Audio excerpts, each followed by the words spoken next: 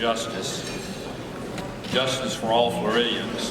And I'm very pleased tonight to present the 2019 President's Award for Excellence to a very deserving member of the Foundation Board, Steve Sin. Steve could not be here tonight.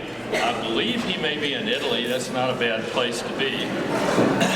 But Jack Brandon, his partner at the firm of Patterson and Myers, will come up. And Jack, come on up, please. And will accept the award on Steve's behalf. Jack is a former member of the board of the foundation and a very good friend of mine. Steve Sin has served on the board since 2012. He is now the foundation's first vice president. He's moving up the leadership ladder.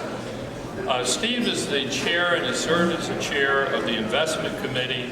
I've worked with Steve on that committee. It's very important. It's very time consuming. And Steve has done a wonderful job with it. He's receiving the award tonight for his steady and dependable leadership, which he's shown consistently, and his willingness to go above and beyond the call of duty in everything that he has done for the foundation.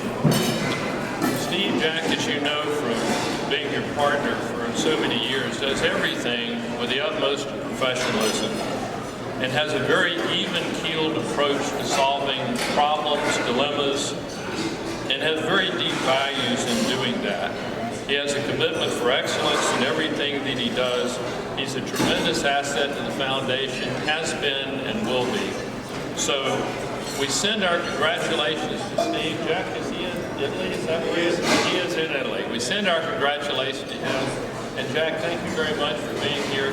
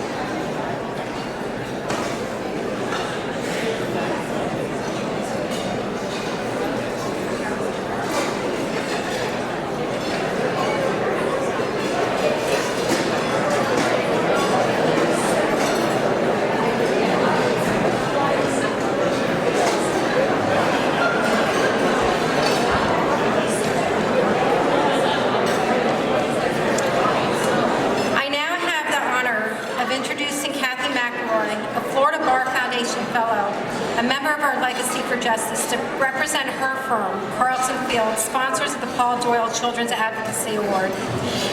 Kathy led the foundation as its president in 2008. She received the Medal of Honor for a lawyer in 2016 for her work to increase IOTA revenue, preserve county funding for legal aid, and her pro bono work.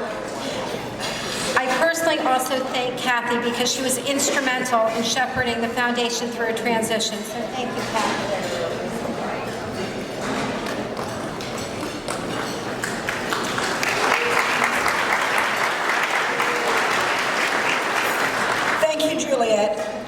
I'd like to ask all of this year's recipients of the Doyle Award to come to the front of the room and stand just off the stage so that we can take you each group up one at a time.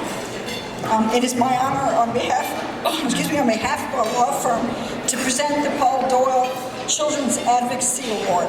The Doyle Children's Advocacy Award recognizes high-quality legal representation and systemic legal advocacy for Florida's low-income children by programs who receive foundation funding through the Children's Legal Services grants.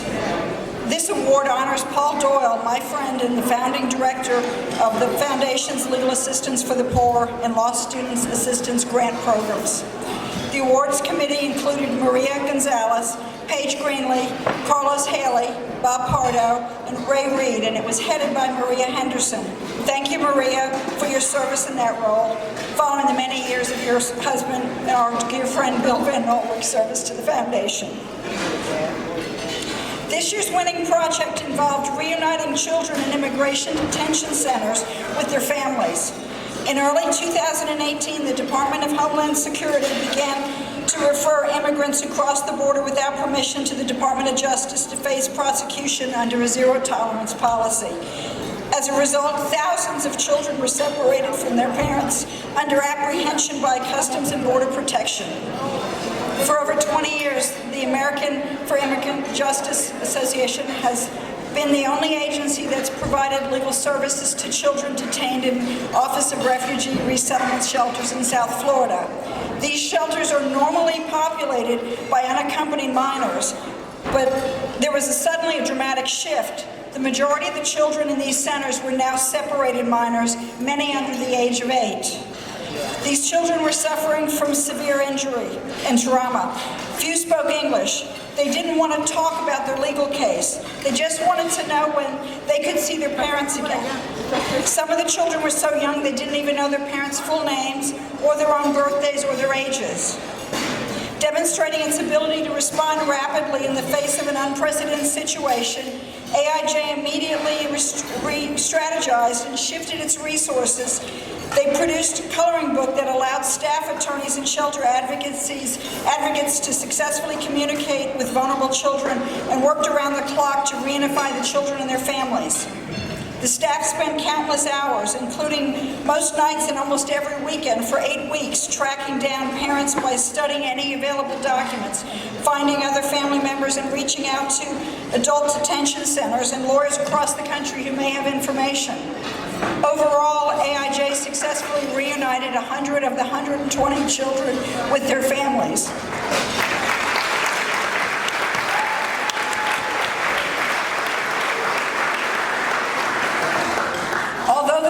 Officially ended in June 2018, AIJ is still working with some of these children to either be reunited or to pursue their immigration cases in the U.S.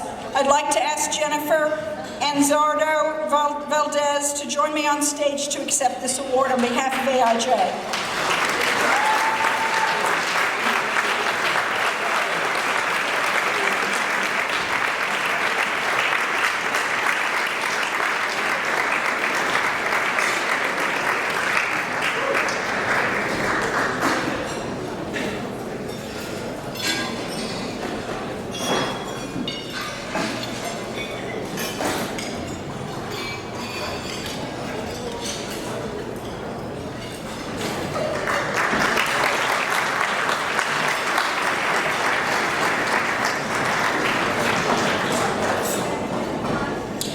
The first runner-up for the Doyle Award is the Florida State University College of Law Public Interest Law Center Children's Advocacy Clinic.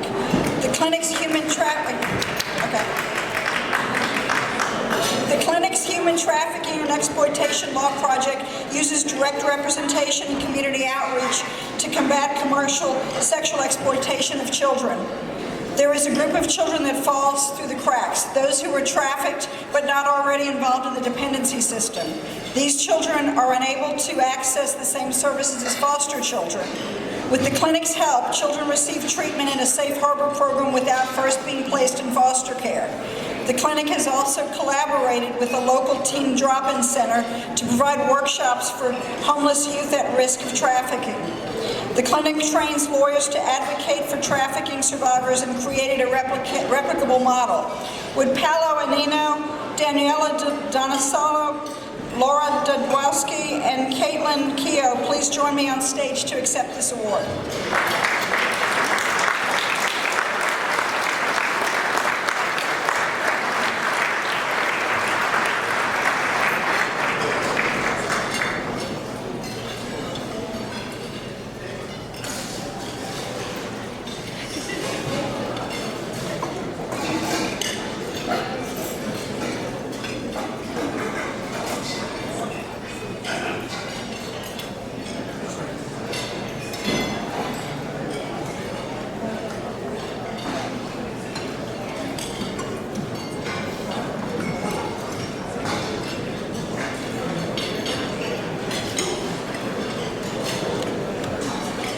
And our second runner-up is the University of Miami School of Law Children and Youth Clinic. The clinic collaborated with the school's health rights and immigration clinics to end the categorical summary dismissals of private dependency positions based on an immigrant's child's intent to seek immigrant's juvenile status in the U.S. These efforts resulted in a Florida Supreme Court decision that unanimously held that the intent of the child to seek SIJS is not a basis to deny a petition. Now judges must give hearings to immigrant children seeking protection from abuse, abandonment, or neglect, ensuring them a fair chance at obtaining a visa. With Bernie Permuter Kelly, Stewart, Romy Lerner, and Melissa Swain, please come on stage to accept this award.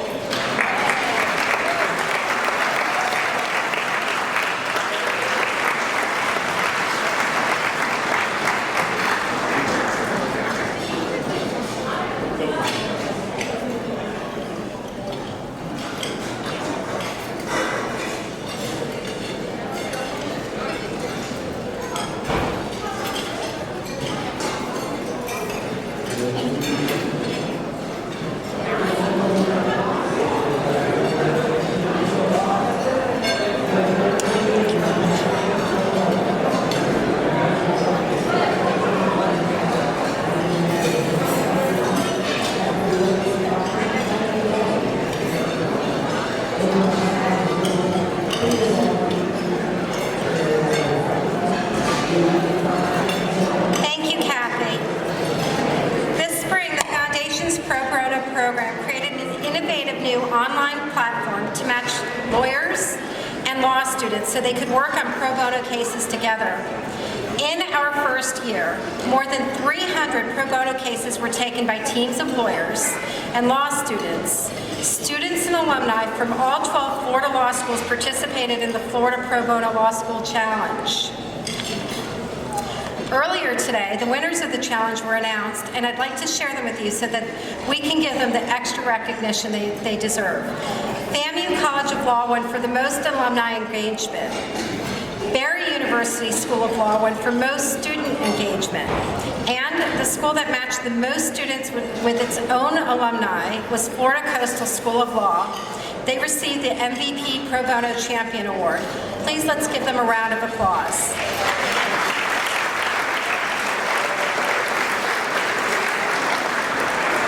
Now I invite John Patterson back to the stage. He's going to tell you about an easy and unique way to support the foundation.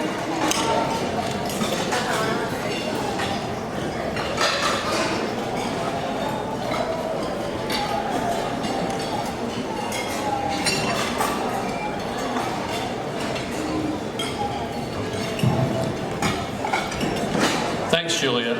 Can everyone hear me? My wife said the last time I spoke it wasn't very clear and I needed to get closer. Is it okay in the back? Yes? Okay, good. As you may know, and as you can gather from those last remarks by Julia, the foundation is known nationwide for its technology prowess and its pioneering in the field of technology. They've received a lot of recognition over the years for the incredible amount of work that they've done in this, and its spin-off, the Law School Challenge, you just heard about. So, in light of this, it's fitting over the last several years that we tried something new, technologically oriented, calling Give by Cell Phone, where we text donations on our cell phones and watch to see how much is being raised. This has been very effective. Since over the last 2 years, more than $50,000 has been raised to support the Bar Foundation's mission of civil justice. Now, what isn't altogether fitting about this is that I would be up here for the third year in a row telling you how to do this. I mean, I'm an older guy. And so I called Donnie McKenzie, our executive director, and I said, Donnie, why don't you get somebody young up there to do this who's really tech savvy? I'm older, I'm slower, I don't keep up with tech like I used to. And Donnie said, well, that's exactly why we want you up there, Patterson, because if you can figure out how to do this, if you can figure out how to tell people to do it, then anybody in the room can do it. So here I am again. So let's see if we can do it once again. The foundations, the funds that go into the foundation from the myriad of sources that the foundation has, including the generous donations that people make to the foundation, go to traditional legal aid programs, but they also go for programs that are over and beyond that. To give you an example of some of these programs, there are programs to secure services for disabled children. There are services to start medical legal partnerships. There's work to be done, and there's work that's been done to end juvenile solitary confinement.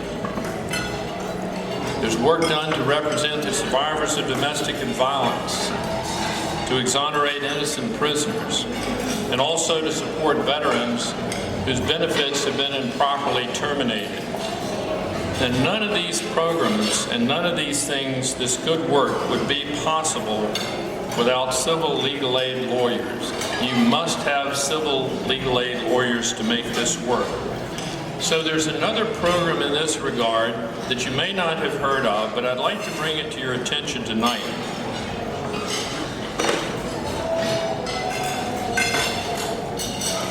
We all know that legal aid, being a legal aid lawyer is not a high-paying profession. We all know that pay is a challenge. And we also know that many of our lawyers, including legal aid lawyers and would-be legal aid lawyers, have student loans. And that can be a real problem in recruiting people to a lower-paying position in legal aid work. So the foundation started a program called the Loan Repayment Assistance Program, which we affectionately call LRAP.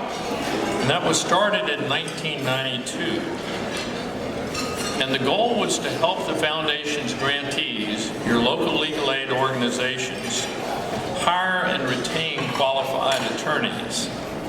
And it does this through a unique program whereby $5,000 is funded to a lawyer, a legal aid lawyer, under the condition that that lawyer work in the legal aid program for a year.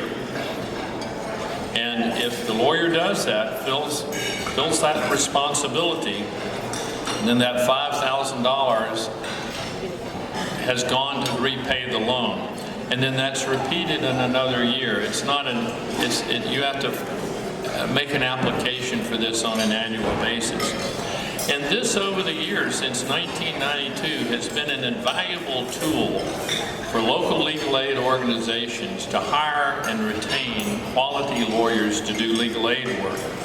To give you an idea of what's happened over the years, since its inception in 1992, the foundation has funded over $9 million to help legal aid lawyers repay student loan debt. That's a lot of money.